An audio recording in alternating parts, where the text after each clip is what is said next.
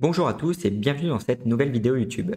Je suis Nicolas, formateur Excel de Morpheus et aujourd'hui je vais te montrer comment créer une liste déroulante sur le logiciel Excel.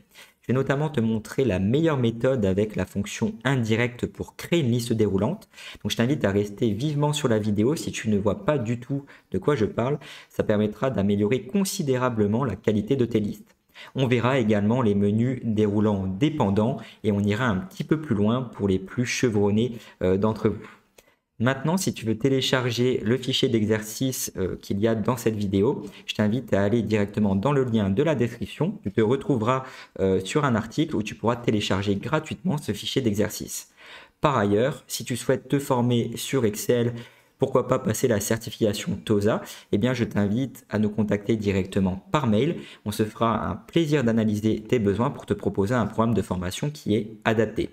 Place maintenant à l'explication de la fonctionnalité et tu vas apprendre comment créer une liste déroulante sur Excel. Je vais d'abord te montrer 4 méthodes qui vont te permettre de créer une liste déroulante dans Excel. Comme tu peux le voir ici, on est sous forme de tableau, c'est-à-dire qu'Excel reconnaît que mon tableau est un tableau parce que j'ai utilisé la fonctionnalité mettre sous forme de tableau. Comment tu peux le voir avec le petit menu que tu as en haut ici. Ça va nous faciliter grandement la vie parce que quand tu vas insérer une liste déroulante pour toute la colonne, si tu augmentes la taille de ton tableau comme ça, eh bien ta liste va s'appliquer également pour les autres lignes que tu vas insérer. Hop, alors du coup, moi je vais juste sélectionner toute ma colonne du sexe. Ici, on va vouloir insérer une liste manuelle, c'est-à-dire qu'on va vouloir écrire hommes et femmes dans la liste. Donc je sélectionne toute ma colonne, je vais ensuite dans données, puis dans validation des données. Si validation des données ne s'affiche pas comme ça chez toi, eh bien c'est tout simplement parce que tu dois cliquer vraiment sur l'icône de la validation des données qui est ici. Tu cliques dessus. Ici, ensuite, à la place de tout dans autoriser, tu vas sélectionner une liste et tu vas autoriser justement la saisie, eh bien, soit de femmes, point virgule, soit de hommes. Tu fais entrer et là, ça va te renvoyer justement une liste avec femmes et hommes à l'intérieur. L'avantage dans les nouvelles versions d'Excel, c'est que même si tu ne saisis aucune donnée dans ton tableau, eh bien, tu peux saisir les premières lettres des éléments de ta liste et ta liste va être filtrée de manière automatique. Pourquoi finalement est-ce qu'on utilise la validation des données? C'est tout simplement parce que si tu écris femme en faisant une erreur, donc si tu écris un élément qui n'est pas compris dans la liste et que tu fais entrer, eh bien, ça va te renvoyer une erreur de validation des données. C'est-à-dire que tu ne peux pas valider ta donnée parce qu'elle n'est pas comprise dans la liste. Alors, sache qu'il existe plusieurs alertes d'erreur. Ici, quand tu vas dans validation des données, tu peux aller dans l'alerte d'erreur et tu peux sélectionner à la place de stop ici un message d'avertissement. Donc là, on peut mettre ici attention et juste ici erreur pour l'exemple. Tu fais OK. Et donc ici, si tu saisis femme encore une fois sans le deuxième M que tu fais entrer, eh bien ça va te renvoyer un message donc avec attention erreur. Mais là par contre, il te propose quand même de le valider parce que je te rappelle qu'on a mis une alerte avertissement. Tu as un dernier style d'alerte qui est l'alerte d'information où là en fait il va simplement t'informer que tu es en train de faire une erreur. Tu as juste à mettre OK ou dans certaines versions d'Excel, tu peux mettre aussi annuler. Donc voilà pourquoi on utilise la validation des données pour créer une liste déroulante. C'est-à-dire que si tu ne saisis pas une donnée dans ta liste, alors ça va te renvoyer une erreur en fonction justement du style d'alerte que tu vas paramétrer. Je vais maintenant revenir à ma liste déroulante et je vais vouloir créer une liste qui n'est pas dynamique, alors qui est simple à mettre en œuvre, mais elle ne sera pas tout à fait automatisée. Je vais quand même te montrer comment le faire. C'est-à-dire que ici, on va sélectionner juste les 5 villes qu'on a dans notre tableau. Donc au lieu de saisir ces 5 villes, eh bien tu vas pouvoir aller dans données encore une fois, validation des données. Donc à la place de tout, comme on a fait avant, on va sélectionner liste. Et là, dans la source, en fait, eh bien, tu vas pouvoir aller sélectionner toutes tes villes que tu vas avoir ici. Et tu fais juste OK ou Entrée. Et là, tu vas avoir ta liste déroulante qui va s'afficher de manière automatique. Le seul problème avec ça, c'est si tu rajoutes ici des villes, donc par exemple Bruxelles, eh bien ta liste ne va pas être mise à jour avec la nouvelle ville. C'est pourquoi il est très facile de mettre en œuvre cette méthode pour créer une liste, mais c'est pas parfait parce qu'elle n'est pas dynamique. Maintenant, je vais te montrer justement comment créer une liste dynamique et qui va être limitée, mais très simple à mettre en œuvre aussi. Donc tu sélectionnes toute ta colonne, validation des données. Ici, à la place de tout, on sélectionne liste. Et dans la source, eh bien, au lieu de sélectionner juste les villes ici, eh bien, je vais sélectionner tout simplement toute la colonne G. Je fais OK. Et là, je vais avoir ma liste de toute la colonne G.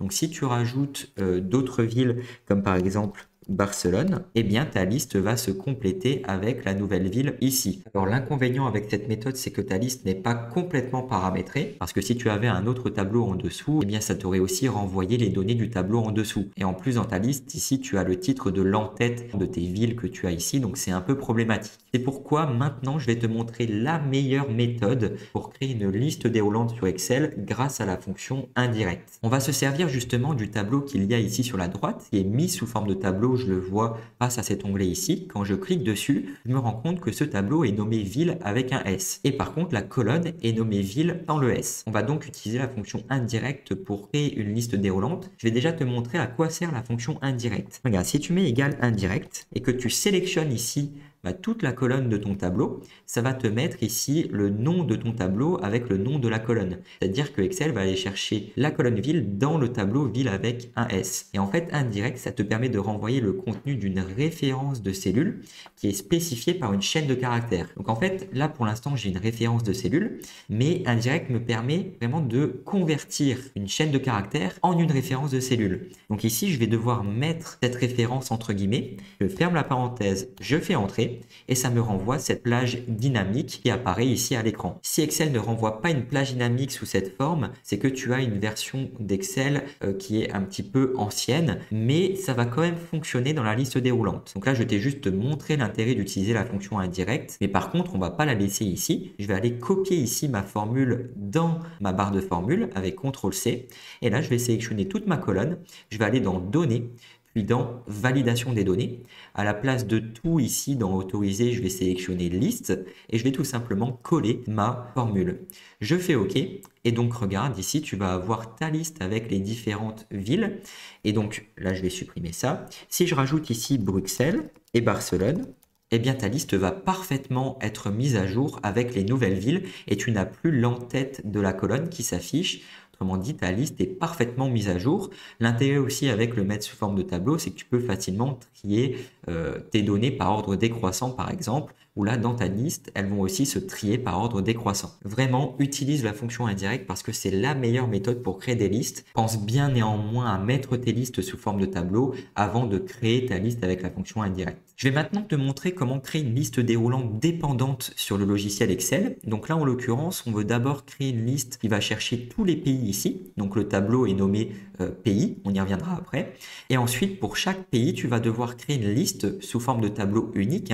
Ici, on a 5 tableaux différents avec le nom du pays. Et par contre, ça va être ultra important que tu renommes chacun de tes tableaux du même nom finalement que tes pays ici. C'est-à-dire que pour la France, j'ai nommé mon tableau France. Pour mon tableau Japon, j'ai nommé mon tableau Japon. Espagne, Espagne. Italie, Italie. Et Allemagne, Allemagne. C'est ultra important, sinon ça ne va pas fonctionner. Donc ici, en l'occurrence, eh bien là, je vais utiliser ma fonction indirecte pour mes pays. Donc pour rappel, ce tableau est nommé pays et la colonne est nommée également pays. Donc là, je vais aller dans Données, validation des données. Je vais sélectionner une liste.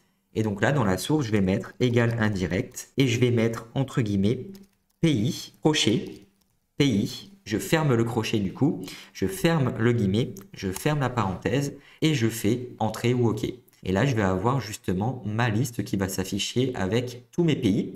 Et en fait, comment est-ce qu'on va créer la liste déroulante dépendante? Eh bien, comme je te le disais, il faut vraiment que tu aies des listes du même nom que la liste parente. C'est-à-dire qu'ici, on a bien un tableau nommé France en fonction de ce qu'on va sélectionner ici parce qu'on a la France qui apparaît dans cette liste. Je vais tout simplement, là, pour l'instant, sélectionner du coup le pays de la France. Et ensuite, dans la ville, eh bien, ici, je vais aller dans Données, toujours validation des données. Je vais sélectionner liste et dans la source, je vais mettre égal indirect. Et ici, je vais pouvoir sélectionner directement ma cellule C5 qui contient mon autre liste, c'est-à-dire ma liste parente. Je ferme la parenthèse, je fais entrer et là tu vas avoir la liste déroulante dépendante qui va s'afficher où là j'ai la ville française parce que j'ai mon pays français. Si je sélectionne un autre pays comme par exemple le Japon, eh bien ma liste va s'actualiser avec les différentes villes japonaises que je vais avoir parce que en l'occurrence ici j'ai bien mon tableau qui est nommé Japon, donc qui est nommé du même nom que mon pays ici. Donc la fonction indirecte direct te permet d'aller chercher le contenu dans le tableau Japon. Si tu sais déjà utiliser tout ça dans une liste déroulante, c'est très bien.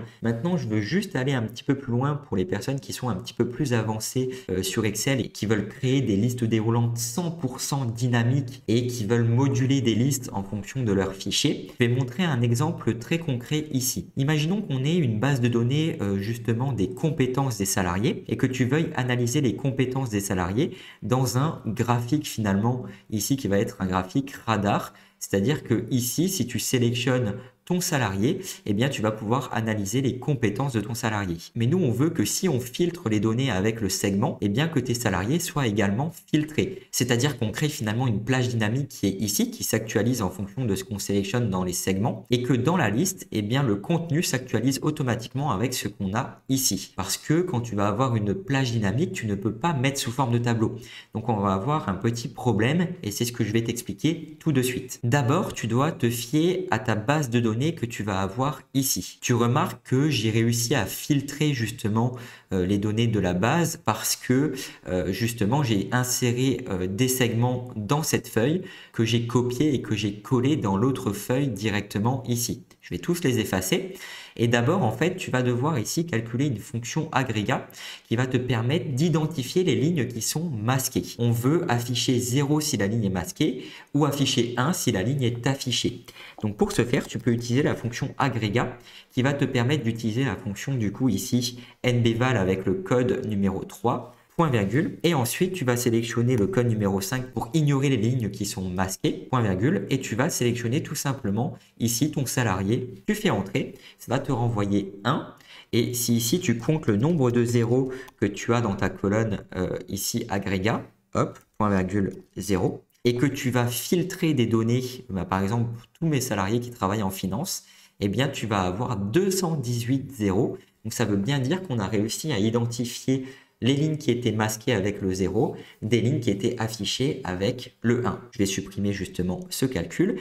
Et maintenant que tu as calculé ta petite fonction agrégat, eh bien tu vas aller dans l'autre module. Et là, en fait, le but, ça va être de renvoyer une plage dynamique, c'est-à-dire une liste des salariés qui sont uniques, qui sont en même temps filtrés et triés par ordre alphabétique. Donc là, ce qu'on va vouloir faire, c'est déjà utiliser la fonction filtre qui va te permettre d'aller chercher le nom et le prénom de tes salariés, point virgule, et d'inclure uniquement ceux qui sont affichés. Donc tu vas sélectionner ta colonne agrégat et tu vas mettre égal 1.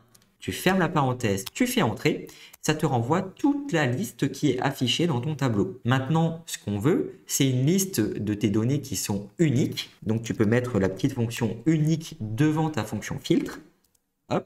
Tu as ta liste unique et si tu veux trier cette liste, eh bien, tu peux imbriquer unique et filtre dans la fonction dynamique trier qui va te permettre de trier justement les éléments de A à Z. Attention, ces fonctions, elles sont vraiment disponibles dans les dernières versions du logiciel. Donc, si tu ne les as pas, tout ce que je suis en train de te présenter, tu ne vas pas pouvoir le faire. Mais c'est tout de même intéressant de savoir comment le faire si tu veux aller beaucoup plus loin dans la gestion des listes sur Excel. Maintenant qu'on a fait ça, eh bien, quand tu vas cliquer sur femmes, sur hommes, sur production, sur RH, eh bien, ici, ta liste va se mettre à jour de manière automatique. Le but, c'est qu'on aille sélectionner les éléments qu'on va insérer dans la liste et que ta liste, elle se termine au dernier élément que tu vas avoir ici. C'est-à-dire que si j'enlève mes services là, je veux que ma liste se termine justement ici. Et pour cela, tu vas utiliser la fonction décaler. Pour te montrer la fonction décaler, je vais me mettre dans cette cellule. Et regarde, avec la fonction décaler, tu vas pouvoir décaler cette référence qui est D11. On va figer, point virgule. On ne veut pas la décaler de 2 lignes et de 0 colonnes parce que sinon, il va me renvoyer une référence unique. Nous, on veut renvoyer une plage dynamique. Donc ici, on va laisser les lignes vides. Donc je remets un point virgule et je vais laisser aussi les colonnes vides. Remets encore un point virgule.